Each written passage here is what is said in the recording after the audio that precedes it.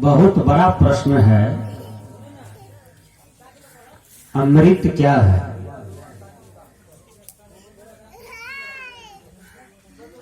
क्या अमृत पानी की तरह होता है? क्या अमृत पिया जाता है? क्या अमृत भारत सरकार बनाते हैं कि अमेरिका का सरकार बनाते हैं कि विश्व में कोई फैक्ट्री है अमृत का?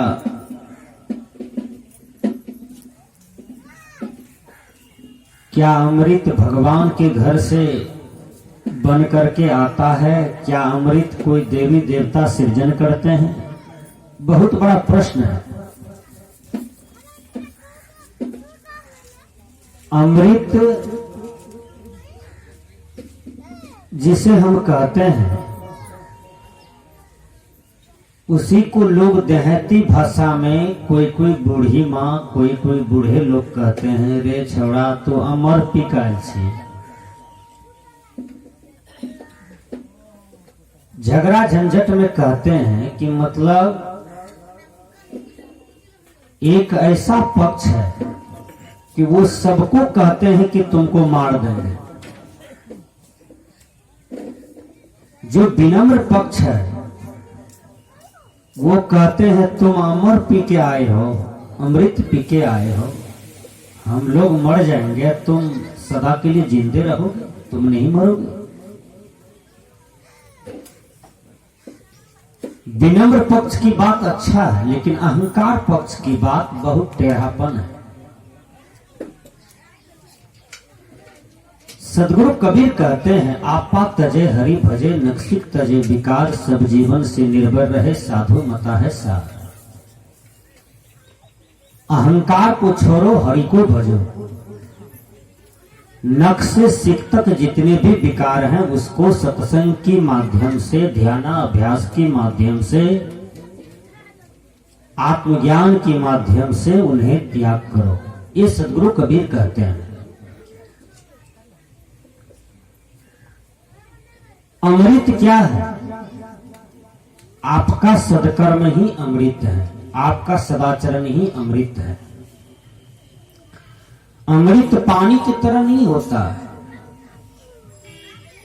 अमृत दूध की तरह नहीं होता है। समुद्र मंथन किया देवताओं ने तो अमृत निकला।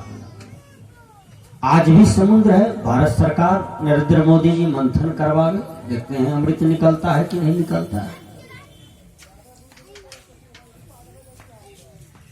तो जो समुद्र मंथन देवताओं ने किया, अमृत निकला तो देवताओं ने पी लिया, दानव देखते रह गया। ये सारे घोर कल्पना है। जो संस्कार में जीते हैं, सदाचार में जीते हैं, साधना परायण में जीते हैं, वह अमृत पी रहे हैं। जो अहंकार में जीते हैं, काम, क्रोध, लोभ, समस्त विकार में जीते हैं, वह विष पी रहे हैं। यही अमृत है, यही विष है।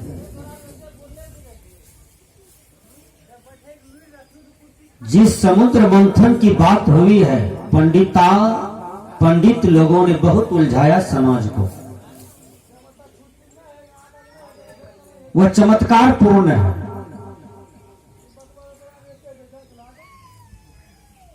अमृत पिया महात्मा गांधी। सबके घर में कैलेंडर लटका हुआ है, चौक चौराहे पर मिलते हैं। उनके नाम से चौक बना हुआ है, उनके नाम से स्कूल कॉलेज बना हुआ है, उनके नाम से प्राइवेट विद्यालय बन गया है। 500 नोट में, 2000 नोट में, 100 नोट में, 55 नोट में यदि महात्मा गांधी नहीं रहे तो नोट को जाली समझा जाता है।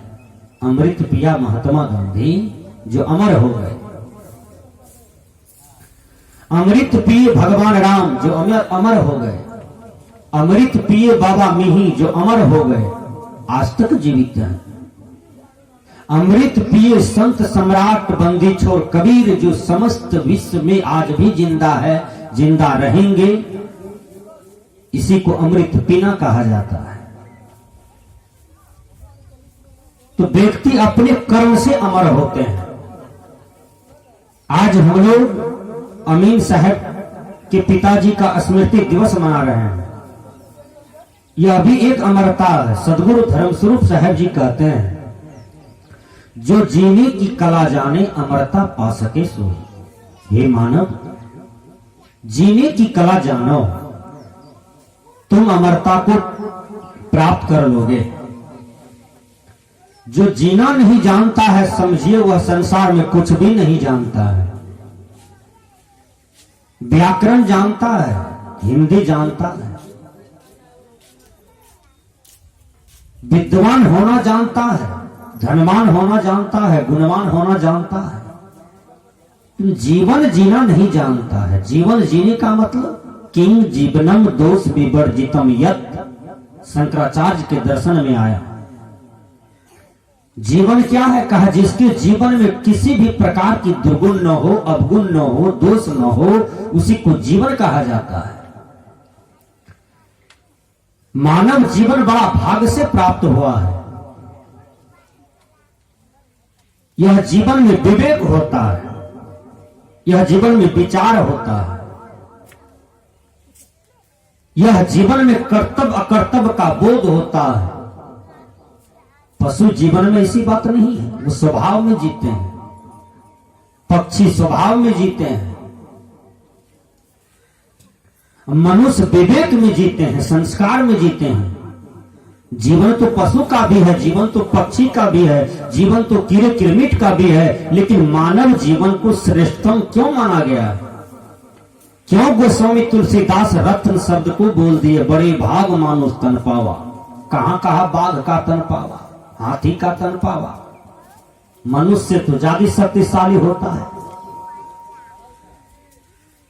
सदगुरु कबीर कहते हैं, हे मानव, तुम जिस जीवन को प्राप्त किए हो उस जीवन में जीने की कला जानो। कुसंग में मत रहो। कुसंग में रहोगे तो खैनी खाना सीख जाओगे, जर्दा खाना सीखोगे, गांजा पीना सीखोगे, दारू पीना सीखोगे, शराब पीना सीखोगे। ये सारे कुसंग के ही परिणाम है। एक लड़का चौक पर बैठ करके बोतल में संठी घुसा दिया है। अब 2 घंटा से वो बोतल को हिला रहा था। एक अच्छा आदमी जा रहा था, उसको दया आया, कहा बेटा तुम भूखे हो, प्यासे हो, ठोर सूख रहा है, गाल बैठ गया है, पानी तहात बुझाते हो, नहीं पिए हो, तुम इस खाली बोतल में संठी घुसा करके तुम क्या कर रहे हो? उसने कहा कि मैं बोतल की गहराई को देख रहा हूं, यह बोतल मेरा 5 एकड़ जमीन घुस गया है, उसी को निकाल रहा हूं, देख रहा हूं कि बोतल तुम में कितनी गहराई है जो तुम मेरा 5 बीघा जमीन को पी गया। वो लड़का रोता है, फिर कहते हैं कि मेरे नाम से मेरे पिताजी 10 लाख रुपया रखे थे, यह बोतल में कितनी गहराई है, 10 लाख टका पी गया। वो अच्छे विचारक कहते हैं, बेटा तुम्हारा इतना पतन है? कहा घोर पतन है, इतनी ही बात नहीं है।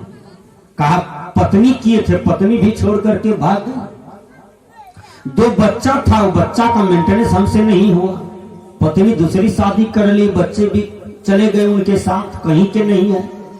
जिस डीह पर रहते थे, जमीन पर रहते थे, वो भी लोग हमसे रजिस्ट्री करवा लिया, कहीं का नहीं है, कोई बैठने का हाथ नहीं दे रहा है।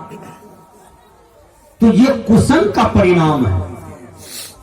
जो जीने की कला को जानेंगे, सीखेंगे, जिज्ञासा है तो वो संतों की शरण में आवे, सत्संग में बैठे, क्योंकि सत्संग महाविद्यालय है। इस महाविद्यालय में देखिए, एक प्रकार की सीख नहीं दिया जाता है, कई प्रकार की शिक्षाएं दिया जाता है, जो आपके जीवन को भरपूर कर देते हैं, आपके जीवन के स्टेज को बना देते हैं।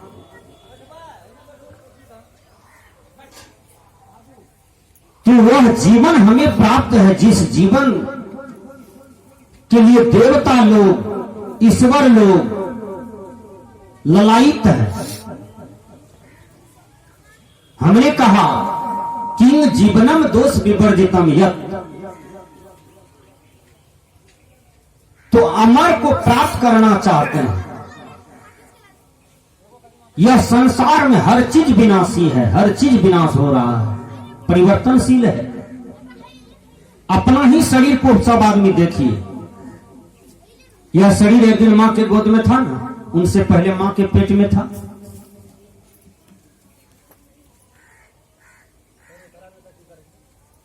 फिर यह शरीर 10 बरस का हुआ, फिर 15 बरस का, फिर 20 बरस का, फिर 25 बरस का शरीर हुआ तो हम जवान हो गए। जवानी भी चली गई, बचपना भी चली गई, बुढ़ापा आया, बुढ़ापा भी चले गए।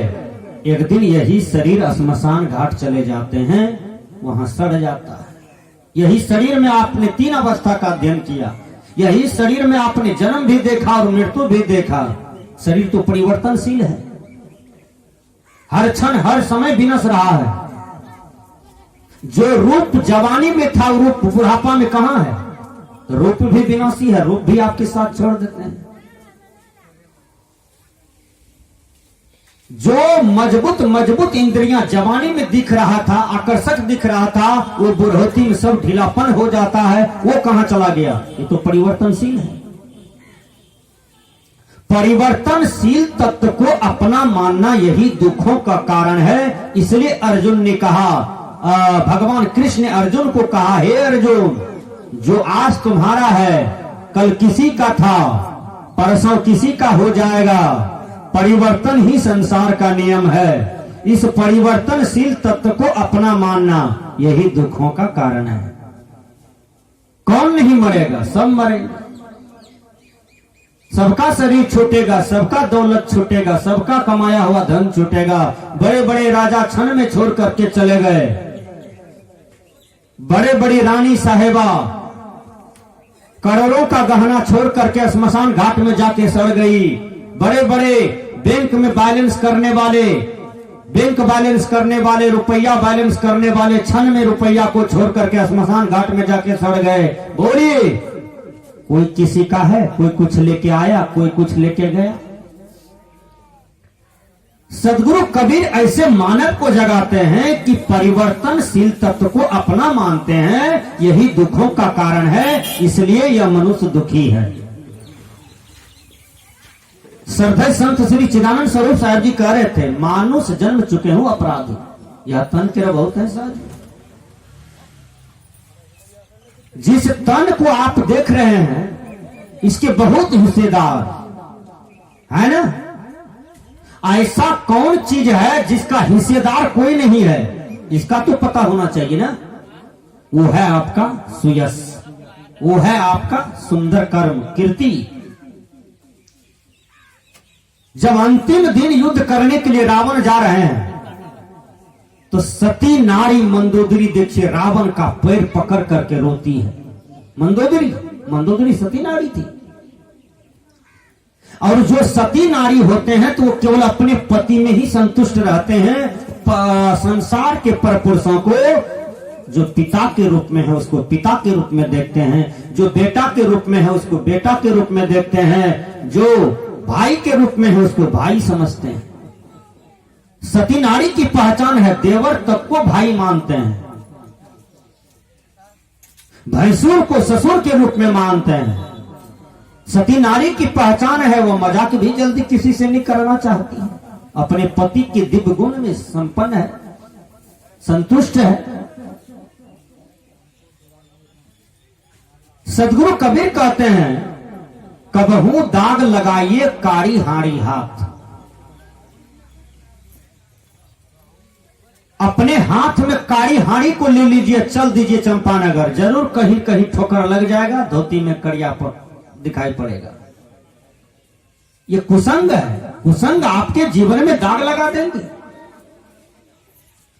केवल नारी को सती नहीं होना चाहिए, नारायण को भी सती होना चाहिए कि हम अपनी पत्नी में संतुष्ट रहें। पराये स्त्री जितने भी हैं सबको मां के समान, बेटी के समान देखना चाहिए। यह है मातृत्व दृष्टि। यह दृष्टि में जीने में बहुत आनंद आता है, बहुत सुंदर दृष्टि है। दो लड़की पढ़ने जा रही थी, तो दो लड़की पढ़ने जा रही है। एक मनचला लड़का, कुसंगी लड़का, तो वो लड़की को कहती है, बोल राधा बोल, संगम होगा कि नहीं? कल के होगा। वो लड़की चली आती है अपने घर में, भाई को बताया, अपने पिताजी को बताए, कहा एक लड़का हमारे साथ रास्ते में छेड़खानी का व्यवहार करता है, क्या करें पिताजी, क्या करें भाई जी? कहा क्या बोला था लड़का? कहा हमको बोला कि बोल राधा बोल, संगम होगा कि नहीं? कहा होगा। हम बोले होगा। तो एक पॉइंट तो हम दे दिए हैं लड़का के दिमाग में। फिर कल पूछेगा संगम तो होगा, लेकिन होगा कहां? तो हम कह देंगे वही नहरवा के पास जहां पुलवा है वही होगा। तो दूसरा दिन कह दिया कल यही पुलवा के पास दोनों आदमी में संगम होगा। तो पहले ही से उसके 7-8 सखी छिप करके बैठल थी, भाई जी थे, पिताजी थे, कुछ परिवार के लोग थे, सबको बैठा दिया। लड़की पढ़ के आ रही थी, फिर वो लड़का चौथा दिन आया, फिर कहते हैं बोल राधा बोल, संगम कब होगा? कल के अभी होगा। चप्पल खोल लिया और दे चप्पल देना शुरू कर दिया। चप्पल से मारते मारते लड़का को मुंह फुला दिया। एक आदमी कहा मरी क्या हो रहा है? तो लड़की कहती है संगम हो रहा है। पूरे परिवार के सभी लोग आकर के दे देना थप्पड़ शुरू किया कि मनचला लड़का का जो मन चंचल था उसको अस्थिर कर दिया, उसको ठीक कर दिया। तो ये मन जो है आदमी को शैतान बना देता है। यही मन आदमी को बहुत बड़ा पतन की गर्त में ले जाके छोड़ देता है। कोई भी लड़का नहीं चाहता है कि हमारी बहन के साथ कोई छेड़खानी का व्यवहार करे। तो तुम्हारा भी धर्म नहीं बनता है कि तुम दूसरे की बहन के साथ कुदृष्टि का व्यवहार करो, गलत व्यवहार करो, दूसरे की पत्नी के साथ नाजायज संबंध करो। सत्संग ये बताता है कि तुम सद्बुद्धि को धारण करो और पूरे संसार में मातृत्व की भावना में जियो, तुम्हारे जीवन का बहुत बड़ा अमृत मिलेगा। तो हमने कहा कुसंग है विष और सुसंग है अमृत। अमृत का कोई घड़ा नहीं होता है, अमृत देवताओं के यहां नहीं बनता, अमृत आकाश से नहीं गिरता। अमृत जो होता है वो आपके सदकर्म है। एक एक सुंदर कर्म करते जाइए, आपका अमृत का घड़ा बन रहा है। एक दिन आप अमर हो जाएंगे, यह समाज में आप यादगार होंगे, आपकी जयंती मनाई जाएगी और आपका जीवन श्रेष्ठतम हो जाएगा। इसी को अमृत कहा जाता है। देवता और दानव का पहचान क्या है? एक समय ऐसा था कि लोग कहते थे पुतना नाम की राक्षसनी है, हिडंबा नाम की राक्षसनी है, कंस के यहां राक्षस, राम के राज में राक्षस, दुर्योधन के राज में राक्षस। विचार कीजिए, राम के राज में राक्षस। वो राक्षस का पहचान क्या है? जो राक्षस होते हैं, दानव होते हैं, तो उसका आहार गंदा होता है, व्यवहार गंदा होता है, मन गंदा होता है, इंद्रियां गंदा होता है, उनका सोच गंदा होता है, उनका विचार गंदा होता है।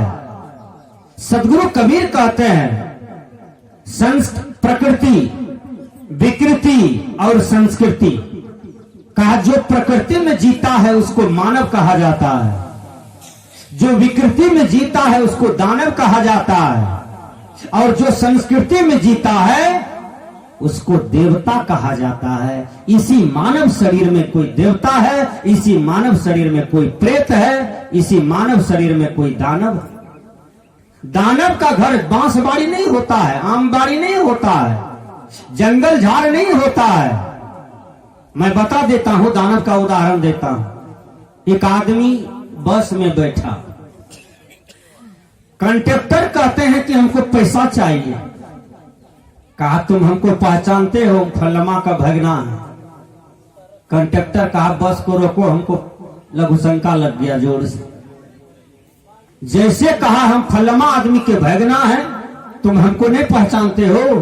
कंडक्टर को लेटरिंग पेशाब सब लग गया नाम सुनकर। अब विचार कीजिए। फिर कंडक्टर दूसरा आदमी के पास गया, कहा कि रुपया दीजिए, बस में बैठे हैं। कहा नहीं पहचानते हो? कहा पहचानते हैं, आप यात्री हैं, बैठे हैं, रुपया दीजिए। ने कहा जो लड़का से तुम अभी बात किया है, जिसका नाम लिया है, वो लड़का हम उसी के छोटा भाई हैं। फिर कंडक्टर कहता है फिर से हमको लघु शंका लग गया। अब विचार कीजिए। इसी को दानव कहते हैं। जो दानव होते हैं मानव समाज को भयभीत करते हैं, मानव समाज को आतंकित करते हैं, मानव समाज को परेशान करते हैं।